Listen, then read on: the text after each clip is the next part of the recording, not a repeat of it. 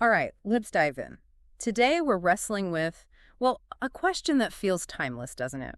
What does it actually take to find contentment? hmm It's a big one. Yeah, and we're cracking open chapter 6 of the ancient book of Ecclesiastes. We're using a specific study that really gets into these verses. That's right. And our mission really is to unpack what King Solomon, the writer, lays out here. He gets surprisingly blunt about satisfaction, wealth, possessions. And even just our basic human limitations, yeah. Exactly. We want to pull out the core lessons from this text, filtered through the study, and see what they might mean for you right now. Okay, so Solomon starts off by flagging something he's observed, something that just didn't sit right with him. He calls it another evil under the sun, something that weighs heavily on people. It's a specific kind of misery he saw playing out. Can you describe that scenario? Yeah, he paints this picture of a person who, by all outward signs, has totally hit the jackpot. God gives them riches, wealth, and honor. Like everything you could possibly imagine wanting. Exactly. They literally lack nothing that he wants. They've got it all stacked up. But, and here's the incredible twist, the real sharp turn, despite having it all. God does not give him the power to enjoy them. The actual ability to savor it, to be content with it, it's just missing. Wow. Yeah. And the consequence he points out is pretty stark. Instead of them enjoying it, someone else does. right, some stranger gets to enjoy them. Yeah. This person spent their life getting this fortune or maybe influence, and then someone totally unrelated gets the benefit. And the study we're looking at points out how strongly Solomon reacts to this. He calls this situation having it all but no enjoyment. He calls it meaningless, evil, sick. That's really strong language. It really highlights a kind of deep perversion of what maybe life is supposed to be about. It feels like it connects back to themes from the previous chapter, chapter 5, doesn't it? This idea of maybe hoarding wealth instead of sharing or finding joy. Absolutely. It reinforces that idea of, accumulating, maybe hoarding, rather than finding purpose or joy in what you have. Spending your whole life just focused on getting stuff, chasing status. Only to maybe die early and never even use it. Or just never enjoy it, yeah. You never actually get around to the living part. You're just stuck in the getting part. So the study really emphasizes the futility here. It's meaningless to store up things for a day in the future that you might not even have. Right. You pour everything into building this perfect future, maybe, but you miss out on actually living now. And then the text gives this really striking example in verse 3. It's quite a picture. It is. Imagine a man who lives what seems like, the ideal life by conventional standards. He has 100 children. 100, okay. Yeah, and he lives many years, a long life. So, family, longevity, all the external markers of success. But the critical failure, the thing the text really zooms in on, is that he fails to enjoy himself. All those blessings, all that time, family, and still just devoid of contentment. And this is where Solomon delivers a line that just, well, it stops you in your tracks. The study highlights it clearly. What does he say? He says, even if he were to live indefinitely and therefore never be buried, I say that it would be better to be born dead. Wow. Better to never have existed at all than to live a long, successful-looking life without actual enjoyment. That is intense. It really is. Better to be born dead.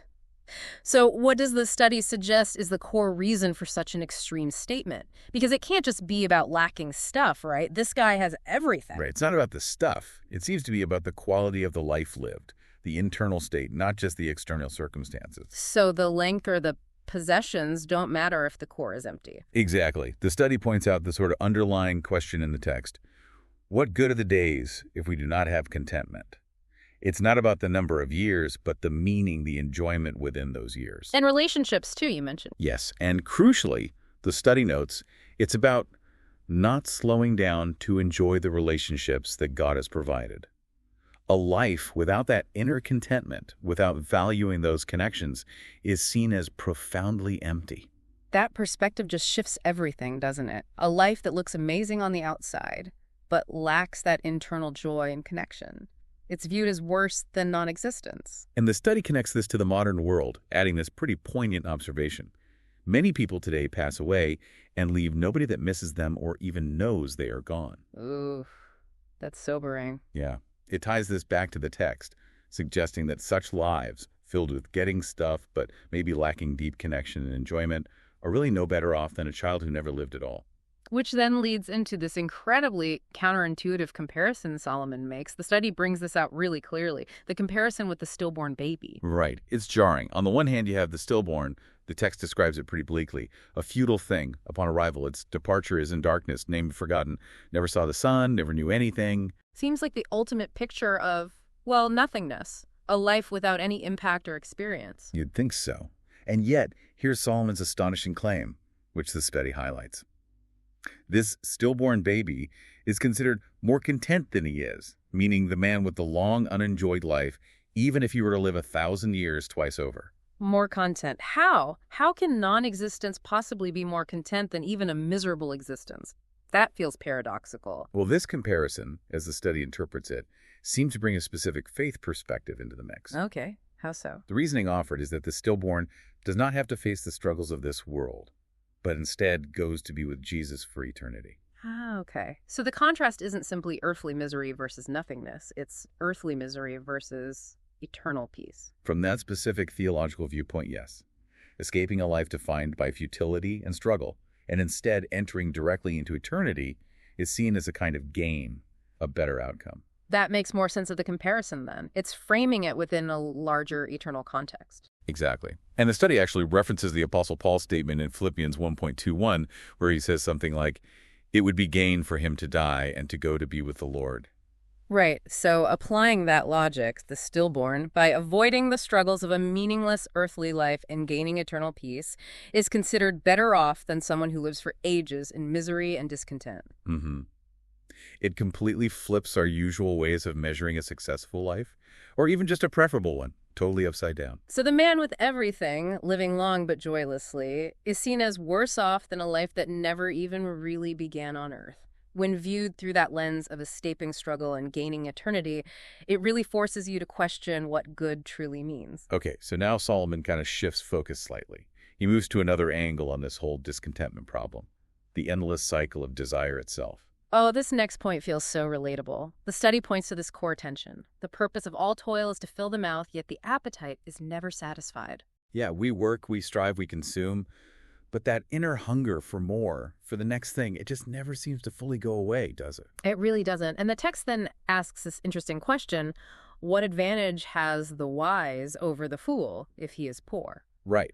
And the study notes that Ecclesiastes doesn't exactly jump in and say, oh, wisdom automatically makes a poor person way more satisfied in worldly terms. So wisdom alone doesn't fix the appetite problem. It seems not in this context. It kind of reinforces the idea that worldly striving, even wise striving, can still end up feeling futile if that core issue of insatiable desire isn't dealt with.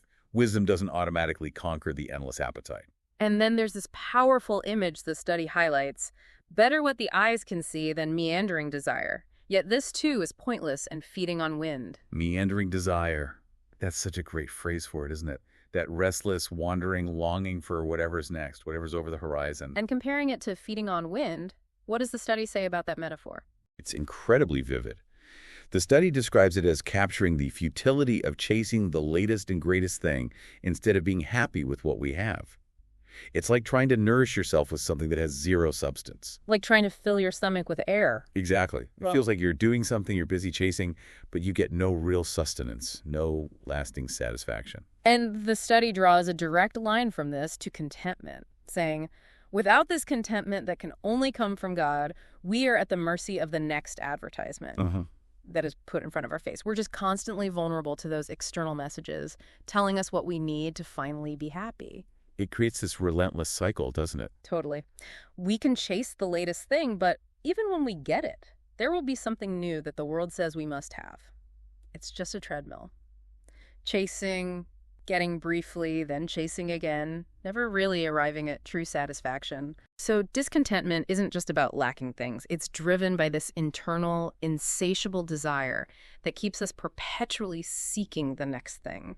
A chase Solomon calls pointless, like feeding on wind. Right. And moving into the final verses of chapter 6, Solomon brings in another really crucial piece of this contentment puzzle. What's that?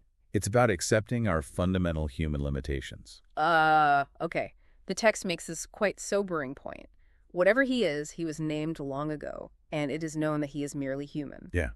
Like, we didn't invent ourselves. Our nature, our limits, They were kind of set long before us. We aren't ultimately in control. And the biggest limitation mentioned, the one we all face, Is death. He cannot defeat what is mightier than he in death. No matter how much power, wealth, or wisdom we gather, none of it overcomes our mortality. The text follows that by questioning the value of all the many things that only add to futility.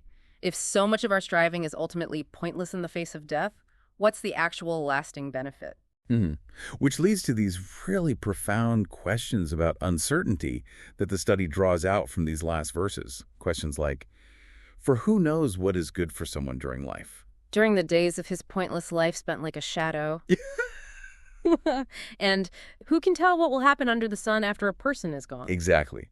We genuinely don't have the final answer on what's truly best for us in the long run, and we certainly can't know or control what happens after we're gone.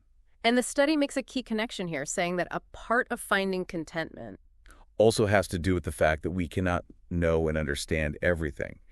It requires accepting this fundamental human limit on our knowledge and our control. So what's the resolution offered for dealing with that uncertainty? Well, the resolution presented in the study ties back into faith. It suggests we have to accept the fact that God knows all things and he is in control, so we don't have to worry about the future. So contentment, in this view, is linked to letting go. Letting go of that anxiety that comes from needing to know and control everything. And instead, placing trust in a higher power's knowledge and sovereignty. Finding rest in that, perhaps. Okay, so let's try and bring all these threads together. What's the distilled wisdom from Ecclesiastes 6, as seen through this study? It seems contentment isn't really found in getting rich or living super long. No, not primarily. It's presented as much more of an internal state. Rooted in what?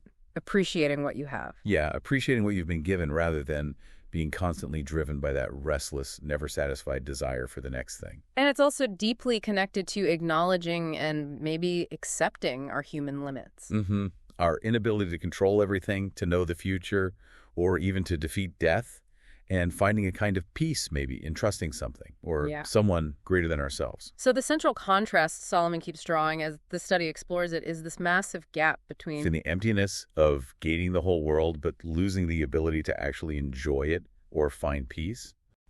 the potential for contentment that comes from appreciating the present, accepting our limits, and trusting in divine knowledge and control. Exactly. That seems to be the core tension explored here. Now, just as a final note on the study material we referenced today, it did include a few details about Heartland Media LLC participating in the Amazon affiliate program. Right, meaning they could earn from qualifying purchases if you follow links in their content. Just a standard disclosure. Yeah. And it also pointed readers towards other resources like sections on how to be saved and some background info on how EFM began. So avenues for further spiritual exploration if someone felt drawn to that. Okay, so we've really taken a deep dive into Ecclesiastes chapter 6 today. And the ancient message, well, it still feels startlingly relevant, doesn't it? It really does. This pursuit of endless desire, accumulating stuff, but disconnected from genuine contentment. And disconnected from humbly accepting our limits and maybe a reliance on God. It's portrayed as leading to a life that, in its ultimate futility, is considered worse than never having existed at all. It's a heavy thought. Yeah. So here's maybe something for you, the listener, to mull over. In a world that is constantly, relentlessly hammering you with messages about what you lack, what you need to buy, what you have to achieve to finally be happy, how does this ancient wisdom from Ecclesiastes challenge you? How might it push you to maybe redefine what's truly good and to look for contentment, not in getting more or controlling more, but maybe in appreciating the present and acknowledging the real limits of your own striving and knowledge? Yeah, something powerful to reflect on.